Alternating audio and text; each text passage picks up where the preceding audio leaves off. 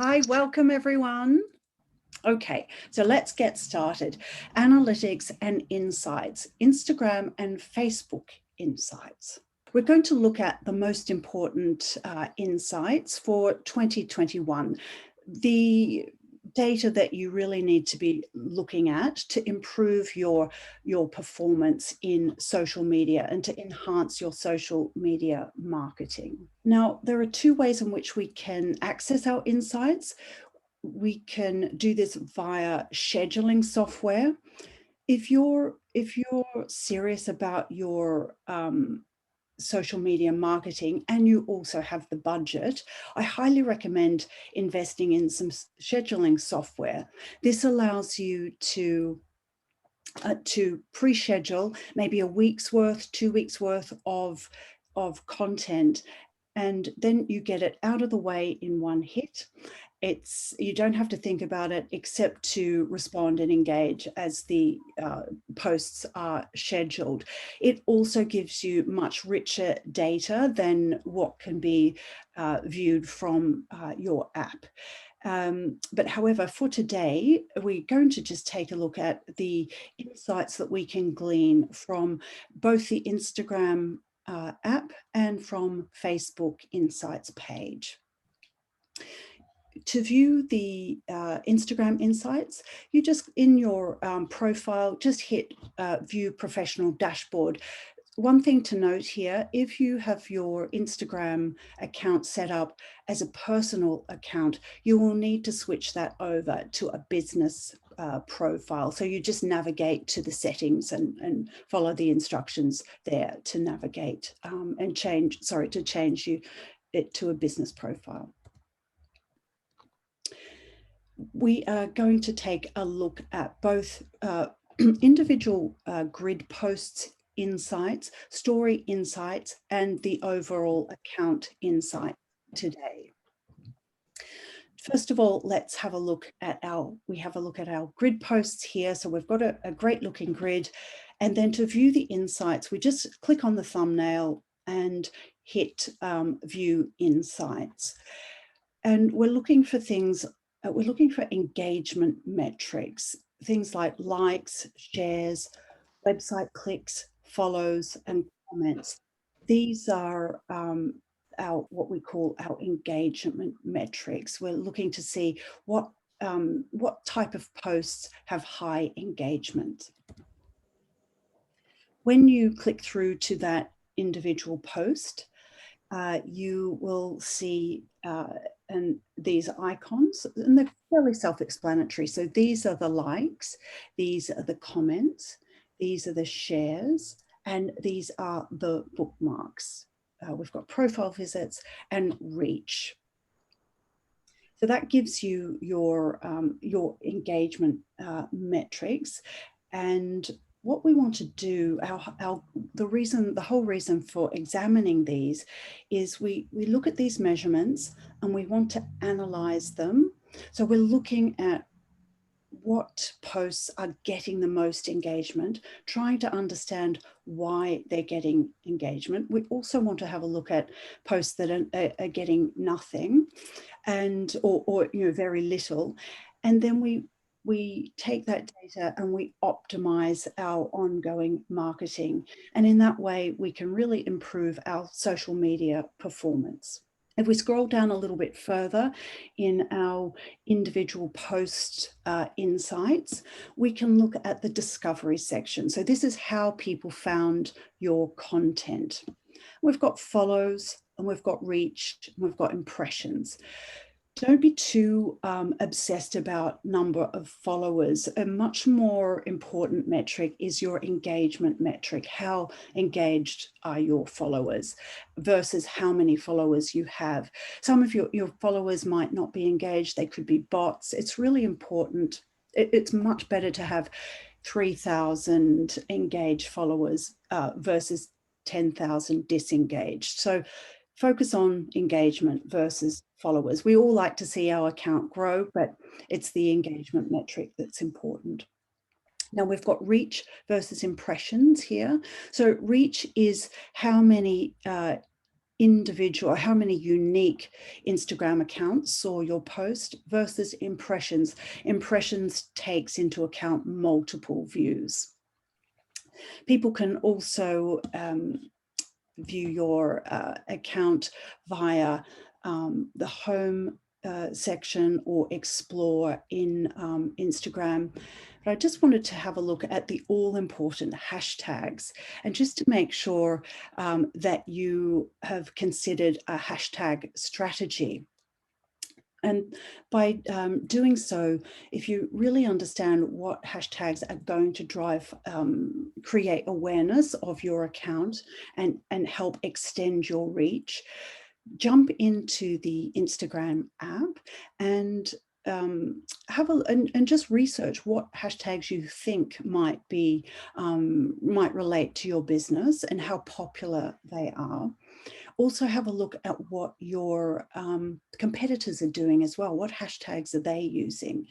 And put this list together so you have it in a handy place. Keep it on your phone, keep it in a Google Doc or something like that, so that you can use it all the time.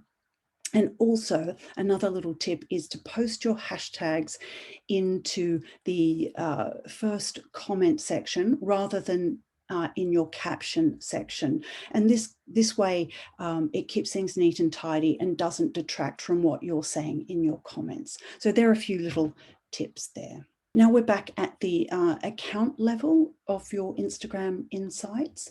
So you'll see total, you'll see your top posts here and top stories. If you hit see all, you get this particular view. So it's a grid of some of your posts. You can look at up to 2 years data in these. And you can look at the type of content. So that would be video, carousel, single image. And then you can look at the different metrics. So reach, likes, comments, that type of thing. So again, spend some time studying and to see what is working. You know, are videos working more than images? Is it a particular type of image that works better than others? And you'll be able to identify a pattern here. So again, we're looking at what posts, what type of content is getting the most engagement. And for our story section, the 3 metrics that we want to look out for here, again, is reach, replies, and retention rate. So are you encouraging your audience to reply to your stories? Are you adding quizzes, asking questions, using really high, great content that is engaging? So that's how we encourage replies. And then have a look at your retention rate. So if you're using multiple slides in your stories, people, have a look at the number of people viewing on the first slide versus the last to get an idea of people staying for the full journey. If they're not, do you understand why not? Really play around with this and see what works for your brand, to see what type of, how maybe you've got too many slides in there. Maybe it's not the right type of content to be engaging. So that's what we want to look at, is the retention rate as a useful metric for success in our Instagram stories. Now we're back in the account overview section, and we can look at, it allows us to look at data from the last 30 days or the last 7 days. Our account statistics, here I've got some negative stats here. And this is the whole reason we're going into our Instagram insights, is to see how we can improve our overall statistics. We've got our audience breakdown here, so we can see how many followers we've gained and lost. But I like to look at this information. So we've got a little bit of demographic information here. We've got our audience. And this is incredibly useful for when we're creating content. So for this account, we have 41%, just over, between the ages of 25 and 34.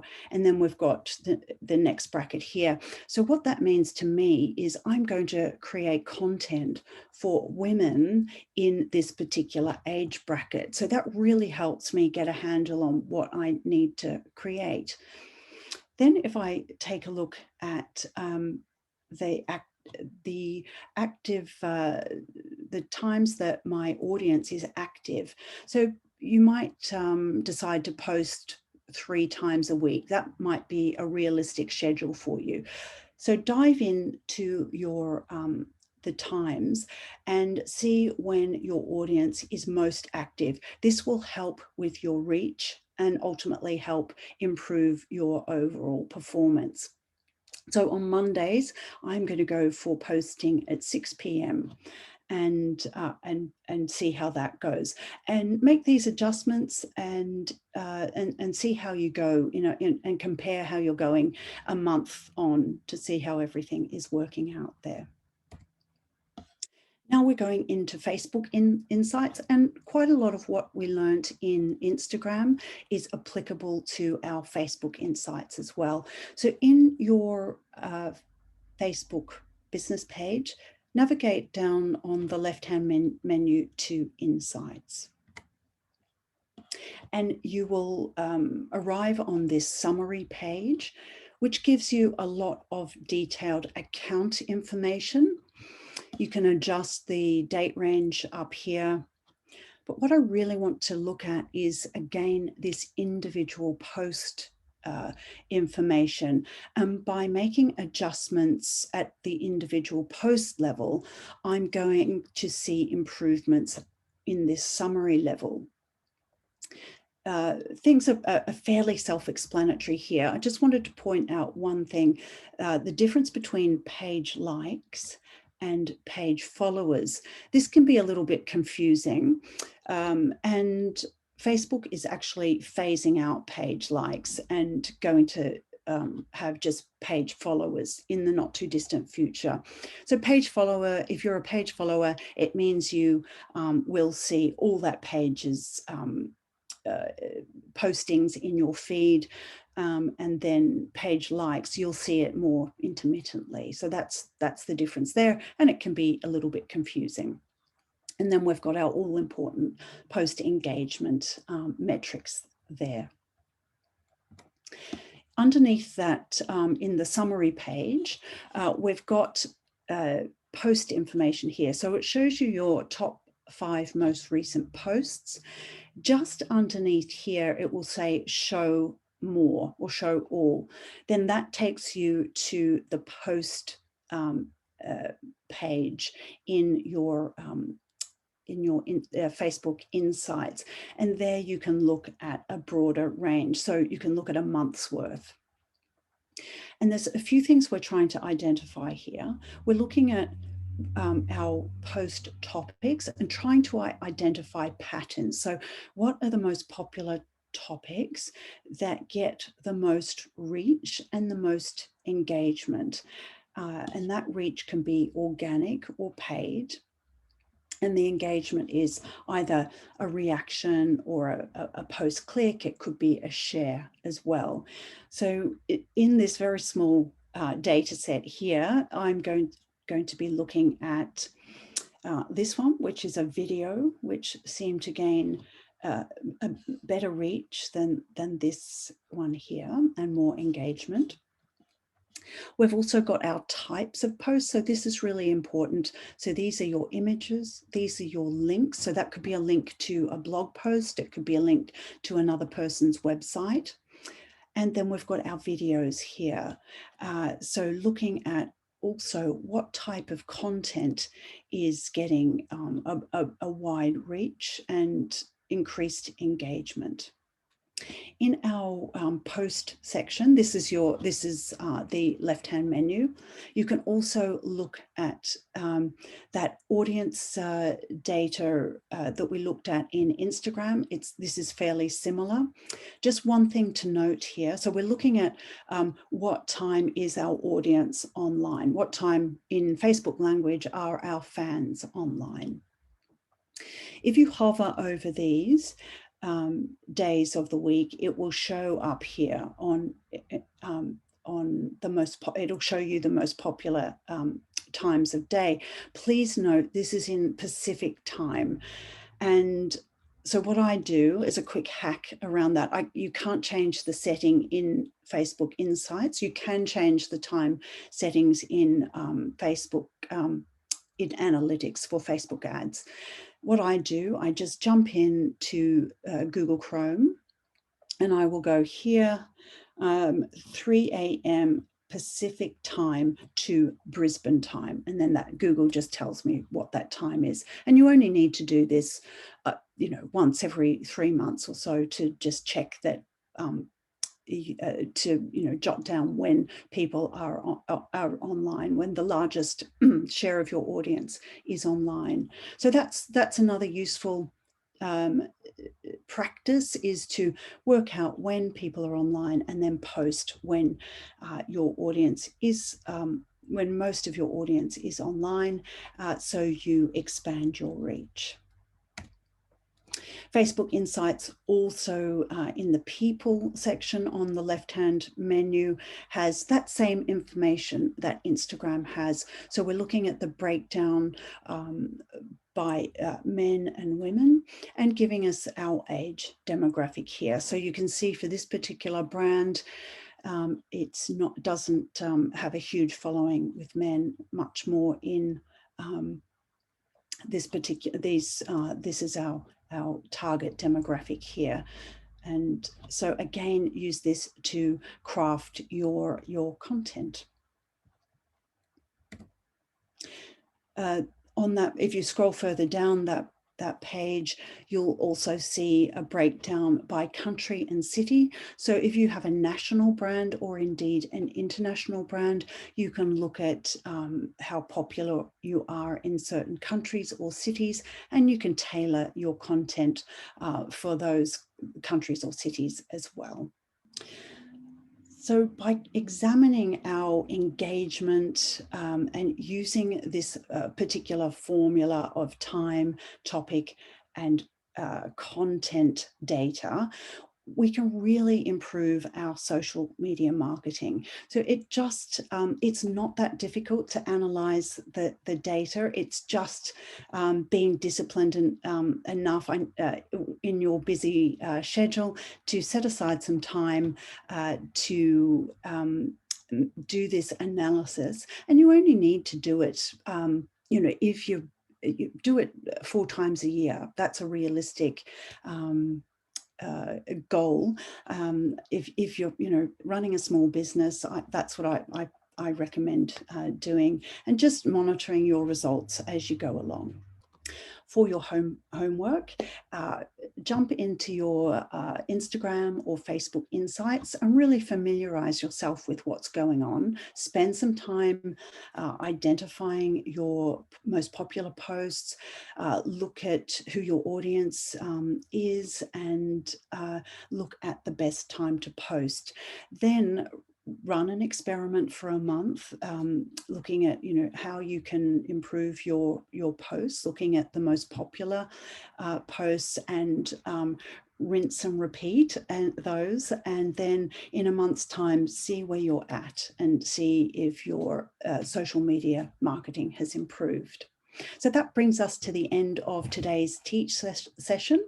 All right, everyone. Well, thank you so much for joining me, and I will see you sometime soon.